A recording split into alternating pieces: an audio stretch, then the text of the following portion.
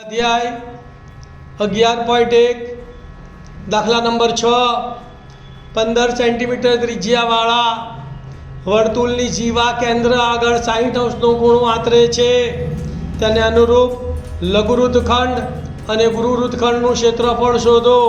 પાઈ બરાબર 3.14 અને વર્ગમૂળમાં 3 બરાબર 1.73 લો. ધ્યાન આપજો.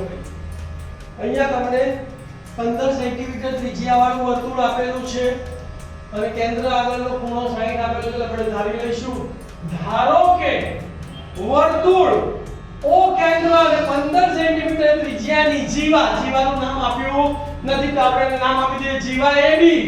એ કેન્દ્ર આગળ 60 અંશનો ખૂણો બનાવે છે. એક વર્તુળ દોરીશું, બરાબર. આ જીવા AB દોરીશું, એનો આ કેન્દ્ર આગળનો ખૂણો કેટલા અંશનો છે? 60 અંશનો. ત્રિજ્યા R બરાબર 15. તો લખવાનું અહીં ત્રિજ્યા R બરાબર 15 સેન્ટીમીટર, થીટા બરાબર 60 અંશ અને પાઈ આપેલા છે. પાઈ બરાબર 3.14 અને વર્ગમૂળમાં 3 બરાબર 1.73 આપેલા છે. આપણે લઘુવૃત્તખંડનું ક્ષેત્રફળ શોધવું. આ ભાગ કયો કહેવાય તમારો? લઘુવૃત્તખંડ. તો લઘુવૃત્તખંડનું ક્ષેત્રફળનું સૂત્ર છે નહીં. એટલે મેં તમને શીખવાડેલું શું કરવાનું? લઘુવૃત્તાંશના ક્ષેત્રફળમાંથી ત્રિકોણ OAB નું ક્ષેત્રફળ બાદ કરવાનું. શું થશે બોલો? લઘુવૃત્તખંડનું ક્ષેત્રફળ બરાબર લઘુવૃત્તાંશનું ક્ષેત્રફળ માઈનસ ત્રિકોણ OAB નું ક્ષેત્રફળ. તો લઘુવૃત્તાંશના ક્ષેત્રફળનું સૂત્ર બોલો, પાઈ r સ્ક્વેર ગુણ્યા થીટા ઓલ 360 અને ત્રિકોણ OAB તો થીટા 60 હોય તો ત્રિકોણ OAB ના ક્ષેત્રફળનું સૂત્ર મેં તમને લખાયેલું √3/4 r સ્ક્વેર. તો શું યાદ રાખવાનું કે જ્યારે થીટા 60 અંશ હોય ત્યારે ત્રિકોણ OAB નું ક્ષેત્રફળ √3/4 r સ્ક્વેર. તો સૂત્ર લખ્યું પાઈ r સ્ક્વેર ગુણ્યા theta upon 360 minus √3/4 r square. કિંમતો મૂકીશું. પાઈ ની કિંમત 3.14. તો દશાંશ ચિહ્ન પછી બે આંકડા દઈને છેદમાં 100 લખીશું. તો 314 છેદમાં 100 ગુણ્યા r સ્ક્વેર છે. r એટલે 15. તો 15 ગુણ્યા 15 થીટા ની જગ્યાએ 60 અને છેદમાં 360 માઈનસ √3 ની કિંમત 1.73 એટલે 173 છેદમાં 100 છેદમાં 4 છે એટલે ગુણ્યા 4 અને r સ્ક્વેર એટલે 15 ગુણ્યા 15. સાદું આપણે 0 0 6 36 3 ભાગ 4 છે 3 પંચા 15 અને 3 દુ 6 બે ભાગ 4 છે 2 કા 2 2 157. તો કેટલા વધ્યા? અહીંયા 157. 15 અને અંશમાં 5 વધ્યા અને છેદમાં 100 વધ્યા. આપણે શું લખીશું બોલો? 157 ગુણ્યા 15 ગુણ્યા 5 છેદમાં 100. અહીંયા જોઈએ તો છેદ ઉડતો નથી. તો 173 ગુણ્યા 15 ગુણ્યા 15 એટલે 225. તો 173 ગુણ્યા 225 છેદમાં 100 ગુણ્યા 4. હવે 15 પંચા 75 157 ગુણ્યા 75 કરીએ. 157 ગુણ્યા 75 તો એકમની શૂન્ય. સીધું સીધું 49 નો નવડો વધી પડી 4. 7 પંચા 35 35 ને 4 39 નો નવડો વધી પડી 3. 7 એકા 7 ને 3 10. હવે 5 એકાનો ઘડ્યો 5 સિત્તા 35 35 નો પાંચડો વધી પડી 3. 22 25 ને 3 28 નો આઠડો વધી પડી 2. 5 એકા 5 ને 2 7. આ બેનો સરવાળો કરી દઈએ તો શું થશે? 0 + 5 એટલે 5. 8 ને 9 17 નો સાતડો વધી પડી 1. 9 ને 1 10 ને 7 17 નો સાતડો વધી પડી 1. 1 ના 1 અને 1 ના 1 કેટલો જવાબ આવ્યો? 11775 અને છેદમાં 100 માઈનસ. હવે 173 ગુણ્યા 225 કરીએ. 173 ગુણ્યા 225 એકમની શૂન્ય દશકની શૂન્ય બે વડે ગુણાકાર કરીએ તો 2 તારી 6 2 સિત્તા 14 નો ચોગડો વધી પડી 1. 2 કા 2 ને 1 3. ફરી એકમની શૂન્ય અને ફરી 2 વડે ગુણીએ એટલે 346 જ આવશે અને 5 વડે ગુણાકાર 5 તારી 15 નો પાંચડો વધી પડી 1. 5 સિત્તા 35 ને 36 નો છગડો વધી પડી 3. 5 એકા 5 ને 3 આડા બધાનો આપણે સરવાળો કરીએ તો 0 + 0 + 5 એટલે 5. 6 ને 6 12 નો બગડો વધી પડી 1. 6 ને 1 7 7 ને 4 11 9 19 નો નવડો વધી પડી 1. 4 ને 1 5 5 ને 3 8 અને 3 ના 3 કેટલો જવાબ આવ્યો? 38925.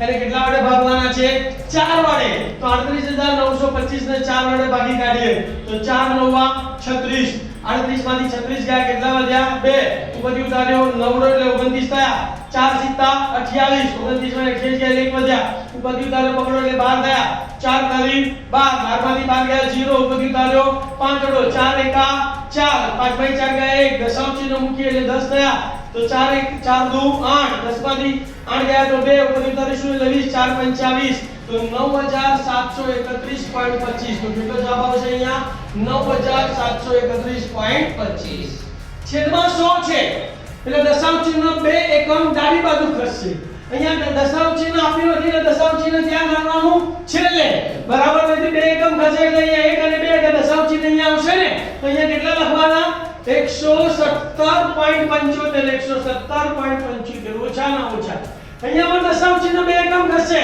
તો અહીંયા 1 અને 1 2 ક્યાં આવશે 97 પછી તો 97.33125 બંને બાદબાકી કરીએ તો બંનેને સમ દશાંશમાં ફેરવવા પડે અહીંયા દશાંશ ચિહ્ન પછી 4 આંકડા છે અહીંયા 2 છે અહીંયા 4 આંકડા લાવવા માટે બાકીના મીંડા મૂકવા પડે દશાંશ ચિહ્ન પછી ગમે તેટલા શૂન્ય મૂકીએ જવાબમાં કોઈ ફરક પડતો નથી તો શું લખાશે બોલો 117.7500 માઈનસ 97.312 હવે આપણે બાદબાકી કરીએ ધ્યાન આપજો તો શૂન્યમાંથી 5 જાય ના જાય એટલે 10 કો લેવો પડે 5 ઉપર 4 પહેલી શૂન્ય ઉપર 9 અને બીજી શૂન્ય ઉપર 10 તો 10 માંથી 5 ગયા તો 5 9 માંથી 2 ગયા તો 7 4 માંથી 1 ગયો તો 3 7 માંથી 3 ગયા તો 4 દશાંશ ચિહ્નના દશાંશ ચિહ્ન 7 માંથી 7 ગયા તો 0 1 માંથી 9 જાય ના જાય 1 ઉપર 10 કો લઈ આયા 0 1 ના આયા 11 માંથી 9 ગયા તો 2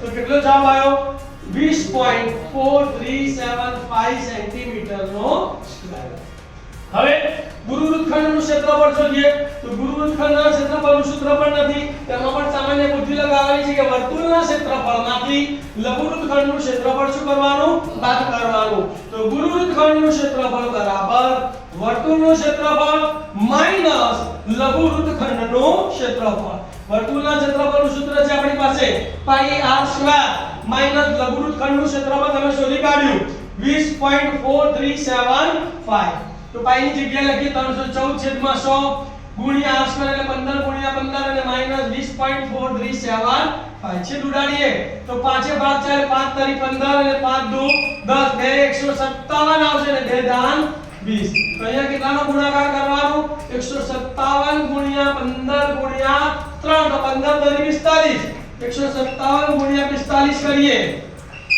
તો 4 7 28 નો આંકડો વધી પડી 2 4 25 ને 2 22 નો પકડો વધી પડી 2 4 એકા 4 ને 2 6 5 7 35 નો પાંચડો વધી પડી 3 5 25 ને 3 28 નો આંકડો વધી પડી 2 5 એકા 5 5 ને 2 7 આ બધાનો સરવાળો કરીએ તો 5 ના 5 8 8 16 નો છકડો વધી પડી 1 7 ને 2 9 ને 1 10 ની 0 વધી પડી 1 6 ને 1 7 દશાંશ ચિહ્ન પછી અહીંયા છેદમાં 10 છે એટલે 1 પોઈન્ટ કાપી કાઢીએ તો કેટલો જવાબ આવશે 706.5 માઈનસ 20.4375 અને સમ દશાંશમાં ફેરવવા માટે 5 પછી કેટલા મીંડા મૂકવાના 3 તો બરાબર 706.5000 માઈનસ